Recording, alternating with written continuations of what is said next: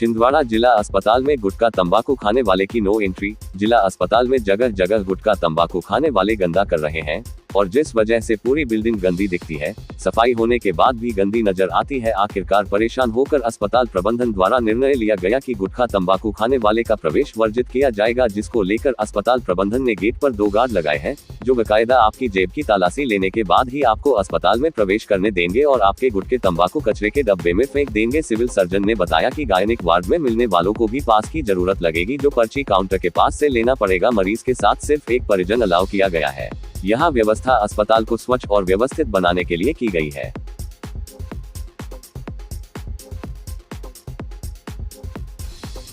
Actually क्या हुआ है कि हर जगह गैलरीज में, सीढ़ियों में पेशेंट के रिश्तेदार थूकते हुए पाए जाते हैं।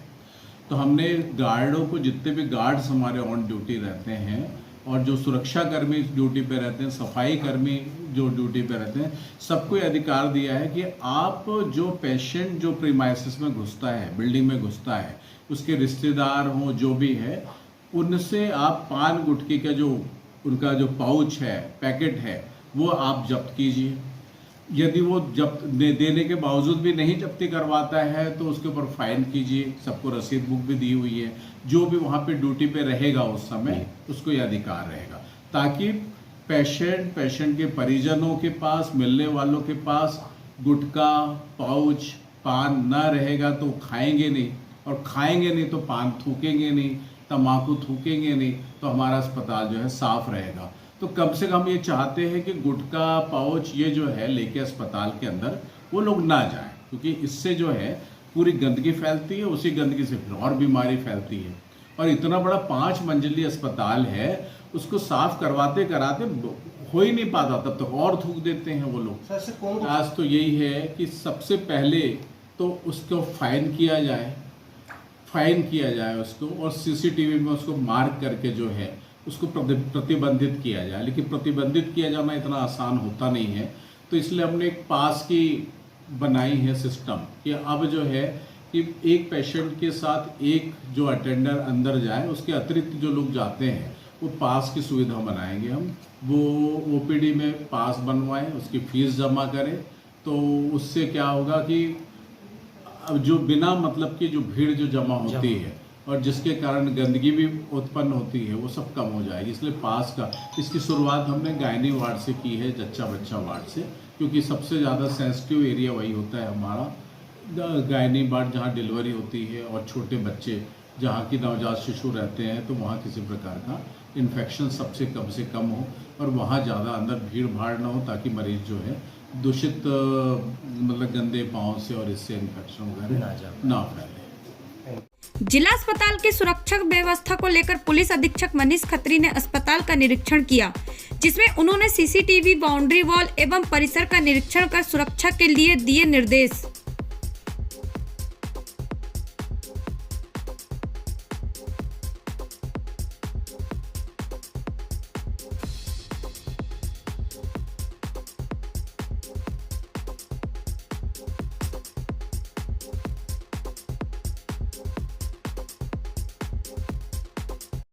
ये जो मध्य प्रदेश शासन का निर्देश है कि जो एक समिति बनी है, जिसमें माननीय कमिश्नर साहब, आईजी साहब, कलेक्टर साहब और पुलिस अधीक्षक, इसके पीडब्ल्यूडी के जो ई साहब हैं और अपने यहाँ माननीय डीन साहब हैं, सभी को मिलके यहाँ का जो सुरक्षा की कमेटी बनी है उसका काम प्रारंभ हुआ है।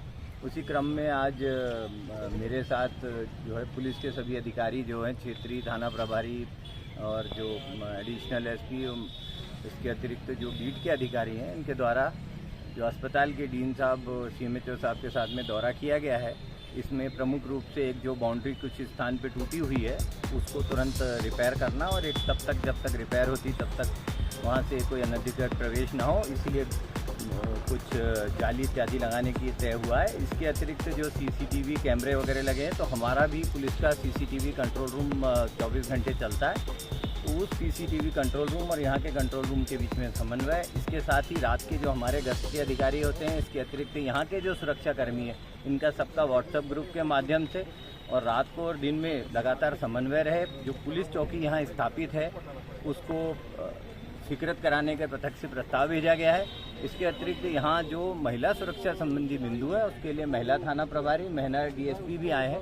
वो महिला व जो कर्मी हैं उनसे भी डायरेक्ट समन्वय में रहेंगे और इसको यहाँ हम एक अच्छी व्यापक सुरक्षा व्यवस्था बनाएंगे। सर कैमरे बंद होने की बात भी सामने आई। कैमरे अभी 2 दिन के अंदर कुछ अतिरिक्त कैमरे चालू होने वाले हैं। यहाँ अभी बताया उसमें नए कैमरे लगे हैं, तो बहुत जल्द ही वो कैमरे की और संख्या भी बढ़ जाएगी। अभी जो कैमरे लगे हैं उनको अवलोकन किया गया है, वो अच्छे लगे हुए हैं कैमरे, पर अभी काफ़ी संख्या में नए कैमरे जो 2 दिन में शुरू हो जाएंगे ये बताया गया है। उसको हम दोबारा आके भी देखेंगे। अधिक मिशन क्या है, क्या कमियां मिली है, सब क्या कुछ बेसिकली ये जो इंस्पेक्शन हुआ था बेसिकली सुरक्षा के मद्देनजर किया गया था। तो जो पीछे का बाउंड्री वॉल टूटा हुआ पाया गया उसको दुरुस्त करने के लिए कहा गया है सिविल सर्जन साहब को, और गार्ड्स की जो नंबर है वो बढ़ाने के लिए कहा गया है। लेबर रूम में जो एंट्री अनऑथराइज एंट्री है उसको रोकने के लिए कहा गया। ये इसी के लिए निर्देश दिए गए हैं। सर सफाई व्यवस्था को लेकर सर बहुत ज़्यादा सफाई व्यवस्था के लिए हम लोग अपने तत्पर हैं कि थोड़ा इसको बढ़ाएं न। जो मानक के हिसाब से जो जितने हमारे पास होने चाहिए उतने इसके हिसाब से भी है नहीं, तो इसमें ठेका कर्मी है सर अपने यहाँ। ठेका कर्मी नहीं, जो ये हाइट्स की तरफ से आते हैं, तो हम लोगों ने इसके लिए नंबर बढ़ाने के लिए शासन को लिखा है। कुछ ही दिन में व्यवस्था बेटर